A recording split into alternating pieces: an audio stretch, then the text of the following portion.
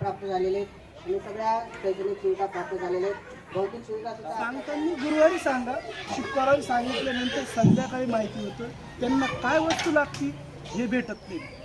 त्याच्यासाठी तुम्ही गुरुवारी सांगा, शुक्रवार दिवसभरातून 2 दिवस उपलब्ध करतील. त्याच्यासाठी त्याची तेवढं धन्यवाद. सांगितलं की जो शनिवारचा उपक्रम घ्यायचा आहे तर त्या उपक्रमाबद्दलची माहिती किंवा काय उपक्रम घेतला जाणार आहे त्याची माहिती गुरुवारच्या दिवशी मिळाली तर पालकांना साहित्य उपलब्ध करून देता येतील. शाळा खूप चांगली आहे.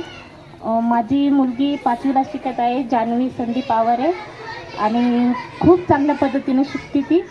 जेव्हा ती आलेली होती ना तेव्हा ती काहीच तिला येत नव्हतं बा कोरोनामध्ये, म्हणजे तिचे 2 वर्ष असेच केले. मग 3रीमध्ये आली ती. नंतर सर मला म्हणले की तिला शाळेमध्ये टाका. मग मी टीसी आणली आणि टाकली. तिला काहीच येत नव्हतं, पण सर इतके चांगले शिकवतात ना की तिला हळूहळू शिक्षणाची खूप ओढ लागली. आणि ते सर पण इतक्या चांगल्या पद्धतीत शिकवतात की तिला सरांची पण गोडी लागून. उपस्थित असलेले शाळा व्यवस्थापन समितीचे सन्माननीय अध्यक्ष आदरणीय डोकफोडे भाऊ यांचं स्वागत.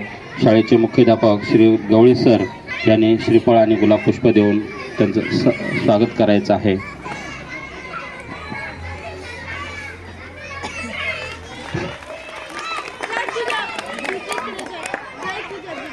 आदरणीय जगतापताई या ठिकाणी उपस्थित आहेत, त्यांचं स्वागत श्रीमती सोनवणे मॅडम यांनी करायचं आहे श्रीफळ आणि गुलाब पुष्प देऊन. कुठे ताई आल्या का? कुंभार भाऊ. मुक्त शनिवार आणि त्यातील जे उपक्रम आहेत ते कोणते कोणते त्याबद्दल बरीचशी माहिती दिलेली आहे. आणि आम्ही जे व्हॉट्सअप ग्रुप तयार केलेले त्या मार्फत आम्ही तुम्हाला प्रत्येक दिवसाचे जे उपक्रम असतात ते आम्ही नाही याचं हे म्हणून आम्हाला फायली तयार करायला सांगितल्या. त्या पद्धतीने मी तयार केलेले आहे, फोटो काढलेले आहेत आणि आमच्या अधिकाऱ्यांनी सुद्धा ते पाहिले आणि त्यांनाही चांगलं वाटलं की छान उपक्रम घेता येते. तर आता प्रत्येक शनिवारी मुलांना आम्ही विविध वस्तू किंवा मग विविध साहित्य सांगत असतो आणि मैदानावर सर्व उपक्रम आपण 26 जानेवारीला सांस्कृतिक कार्यक्रमांचं आयोजन करत असतो. मग आपल्याला ह्या वेळेस फक्त सामूहिक प्रत्येक वर्गाचे 2-2च कार्यक्रम घ्यायचे आहेत.